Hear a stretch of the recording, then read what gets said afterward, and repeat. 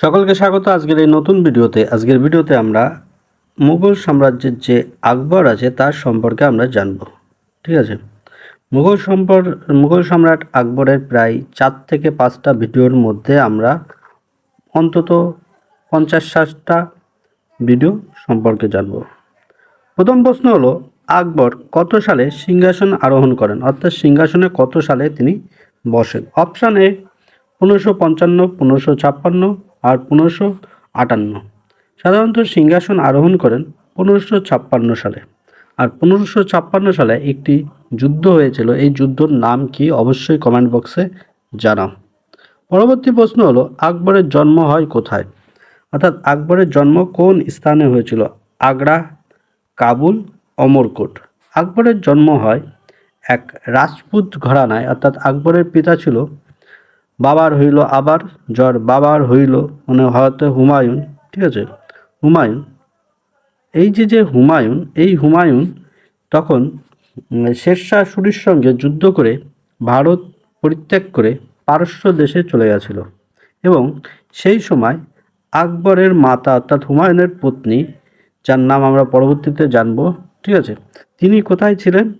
রাজপুতদের যে দুর্গ অমরকোট, সেখানে তিনি ছিলেন। এবং এই অমরকোটেই জন্ম হয় আকবরের, অর্থাৎ আকবরের জন্ম কোথায়? অমরকোট নামক ভারতের একটি স্থানে। পরবর্তীতে খেয়াল করো, আকবরের জন্ম কত সালে হয়েছিল? আকবরের জন্ম কত সালে হয়? আকবরের জন্ম হয় সাধারণত 1542 সালে। আগেই বললাম অমরকোট নামক জায়গায় আকবরের জন্ম হয়েছিল। পরবর্তী প্রশ্ন, হুমায়ুনের আকবরের পিতা কে ছিল? আগেই বলে দিলাম হুমায়ুন আগের প্রশ্নে। বাবর হলো প্রথম ভারতের মুঘল সাম্রাজ্যের প্রতিষ্ঠাতা, হুমায়ুন হচ্ছে দ্বিতীয়, তারপরে আছে আকবর আসে, তারপর জাহাঙ্গীর 4 নম্বর। ঠিক আছে, আকবর 3 নম্বর, জাহাঙ্গীর 4 নম্বর, তারপরে আসতে থাকে। পরবর্তীতে দেখো, দ্বিতীয় পানিপথের যুদ্ধ কত সালে হয়? অর্থাৎ আমি একটু আগে বললাম যে এই প্রশ্নটার উত্তর কী হবে, যে প্রথম প্রশ্নটা, যে 1556 সালে আকবর যখন সিংহাসনে বসে তখন কোন যুদ্ধ হয়? তাই 1556 সালে পানিপথের দ্বিতীয় যুদ্ধ হয়েছিল। পানিপথ নামক জায়গাটি কোথায় অবস্থিত? হরিয়ানায় অবস্থিত। এটি বারবার আসে। নীরজ চোপড়া পানিপথের ওই স্থান থেকে উঠে আসা একজন ক্রীড়াবিদ, ঠিক আছে, বা জাভলিং থ্রোর ব্যক্তি। পরবর্তীতে দেখো, দ্বিতীয় পানিপথের যুদ্ধে আকবর কাকে পরাজিত করে, অর্থাৎ আকবর কাকে হারিয়েছিল দ্বিতীয় পানিপথের যুদ্ধে? আকবর, রাণা প্রতাপ, হেমু না শেরশাহ? শেরশাহ হবে না, শেরশাহর সঙ্গে হুমায়ুনের যুদ্ধ হয়, হুমায়ুন এক্ষেত্রে হেরে যায়, শেরশাহ সূরি। ঠিক আছে, আর এই প্রশ্নের সঠিক উত্তর হচ্ছে হেমু। হেমুকে পরাস্ত করেছিল আকবর। ঠিক আছে, পরবর্তীতে খেয়াল করো, আকবরের অভিভাবক সেনা কে ও সেনাপতি কে ছিল? আকবরের অভিভাবক মানে আকবর যখন ছোট ছিল, হুমায়ুন যখন বাইরে ছিল, সেই অবস্থায় আকবরের অভিভাবক এবং সেনাপতি ছিল বৈরাম খাঁ।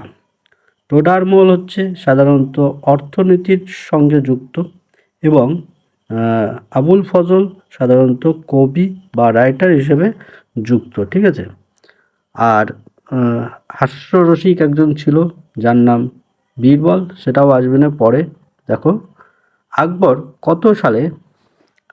কত সালে বৈরাম খাঁকে অপসারণ করেছিল, অর্থাৎ বৈরাম খাঁকে পরিত্যাগ করে, বা তিনি বৈরাম খাঁকে আর নিজেদের যে সাম্রাজ্যের অংশ হিসেবে রাখেনি।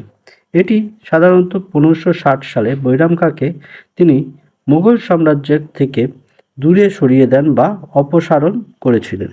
ঠিক আছে, পরবর্তীতে দেখো, আকবরের রাজস্ব ব্যবস্থার নাম কি ছিল? আকবর একটি রাজস্ব ব্যবস্থা চালু করে। রাজস্ব ব্যবস্থা সাধারণত কর কাঠামো, ভারতের যে কর কাঠামো আছে সেই রকম কর, কৃষি বা বণিক সমাজ বা ব্রাহ্মণ সমাজ বা বিভিন্ন সমাজের উপর যে কর নেওয়া হতো তাকে বলা হচ্ছে ইকতা, এই যাবতী, ইকতা, মনসবদারি। এক্ষেত্রে সঠিক উত্তর হচ্ছে যাবতী প্রথা। ঠিক আছে, যাবতী ব্যবস্থা বা যে রাজস্ব ব্যবস্থা সেটি চালু করেছিল আকবর। পরবর্তীতে দেখো, মনসবদারি ব্যবস্থা কে চালু করেছিল? মানসাবদারি যে ব্যবস্থা, এই ব্যবস্থাটি কে চালু করেছিল? এই ব্যবস্থাটাও চালু করেছিল আকবর। মানসাবদারি ব্যবস্থাও কে চালু করে? আকবর। পরবর্তীতে দেখো, সময় বাঁচানোর জন্য একটু তাড়াতাড়ি করছি। দেখো, আকবরের সবার বিখ্যাত অর্থমন্ত্রী কে ছিল? অর্থমন্ত্রী ছিল টোডারমল, আগেই বললাম। তানসেন সঙ্গীতের সঙ্গে যুক্ত ছিল, সঙ্গীত তানসেন। আর বীরবল হাস্যরস ছিল, আগেই বললাম যে একটু পরেই আসবে না। হাস্যরসিক ব্যক্তি মানে আমাদের যেরকম রাজা কৃষ্ণচন্দ্রের গোপাল ভাঁড়ের কথা শুনি, তেমন ছিল বীরবল। কার্টুনে দেখলে যে বীরবলের কাহিনী আর গোপাল ভাঁড়ের কাহিনী অনেকটাই একই রকম বেশ কয়েকটি কাহিনী দুই স্থানেই দেখা যায় বা দুই চরিত্রের মধ্যেই দেখা যায়, গোপাল ভাঁড়ের মধ্যেও এবং বীরবলের মধ্যেও। ঠিক আছে, যে কার্টুনগুলো আমরা সাধারণত বাংলায় দেখি গোপাল ভাঁড়ের, ঠিক সেই রকমই কার্টুন বীরবলের হিন্দিতে হয়ে থাকে, কিছু কিছু ক্ষেত্রে বাংলাতেও চালু করা হয়। পরবর্তীতে দেখো, ফতেপুর সিকরি কোথায় অবস্থিত? ফতেপুর সিকরি আকবরের বানানো একটি স্থান, যেখানে ধর্ম নিয়ে আলোচনা কেন্দ্র বা আলোচনা স্থান তৈরি করা হয়েছিল, ইবাদতখানা ফতেপুর সিকরিতে। ঠিক আছে, এটি অবস্থিত উত্তরপ্রদেশ। উত্তরপ্রদেশ একটি রাজ্য এবং সেই রাজ্যেরই একটি অংশ হলো দিল্লি, যা কেন্দ্রের নজরদারিতে থাকে। রাজস্থানও একটি রাজ্য, কিন্তু সঠিক উত্তর হচ্ছে উত্তরপ্রদেশ। পরবর্তীতে দেখো, আকবর কত সালে ফতেপুরে সিকরির রাজধানী করেছিল, বা ফতেপুর সিকরিকে আকবর কত সালে তার রাজধানী হিসেবে ঘোষণা করে? আকবর এই স্থানে দেখো 1571, 1568, 1562 আছে, এবং এর সঠিক উত্তর হচ্ছে 1571 সালে আকবর ফতেপুরে নিজের রাজধানী হিসেবে প্রতিষ্ঠা করে। ঠিক আছে, পরবর্তীতে দেখো, দিন-ই-ইলাহি কে চালু করেন? কত সালে চালু হয়? কে চালু করেন? আকবর চালু করেন। এবং কত সালে চালু করেন দিন-ই-ইলাহি? সাধারণত 1582 সালে দিন-ই-ইলাহি চালু করেন। কে চালু করেন? আকবর। ঠিক আছে, আকবর চালু করেন দিন-ই-ইলাহি।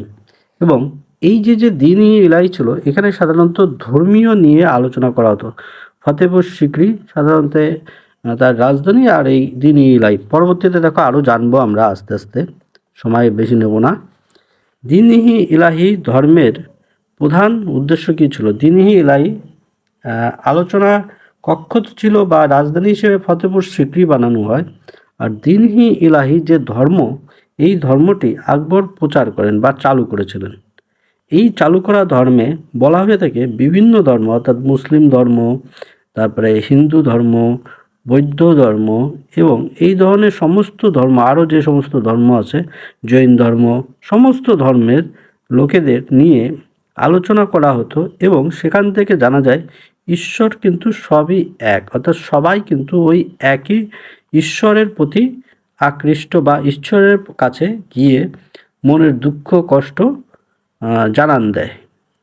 ঠিক আছে, সেই রকমভাবেই এটি চালু করেন। আর দিন-ই-ইলাহি ধর্মর প্রধান উদ্দেশ্য হলো ধর্মীয় সমবায়। হয়তো আমার একটু আগে বলতে একটু হয়তো ভুল হয়ে গেছে, এখানে দিন-ই-ইলাহি হচ্ছে একটি ধর্ম সমবায় কেন্দ্র, বা পরবর্তীতে এইটি ধর্ম চালু করেন। দিন-ই-ইলাহি ধর্ম কে চালু করেন? আকবর। ঠিক আছে, এরকম আসবে।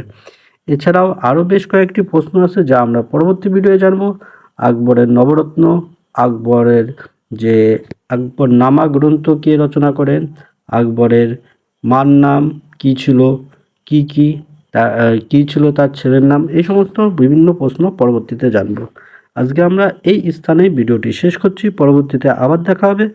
সঙ্গে থাকুন, সাথে থাকুন।